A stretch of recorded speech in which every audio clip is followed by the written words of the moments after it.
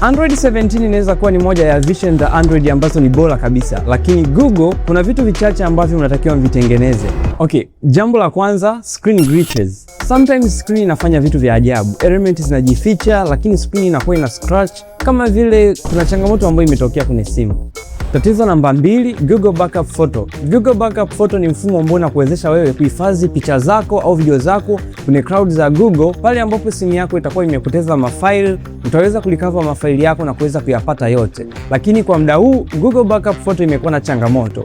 Pindi unapokuwa una upload video zako kuzisave kwenye cloud ya Google, na pale ambapo utaamua kwenda kuvifuta vile vitu ambavyo umevihifadhi kwenye Google Backup Photo, ni moja kwa moja vitafutika kwenye backup ya cloud, lakini vitafutika moja kwa moja kwenye simu yako. Kwa hiyo unakuwa umepoteza vitu vyote, na hii ni changamoto ambayo Google naona pengine wameweza kuifanya kwa makusudi ili waweze kukushawishi wewe kununua cloud yao kwa ajili ya kuhifadhi vitu vyako. Na kama unatumia Android 17, niandikie kwenye comment ni bug gani ambayo imekukera kati ya bug zote.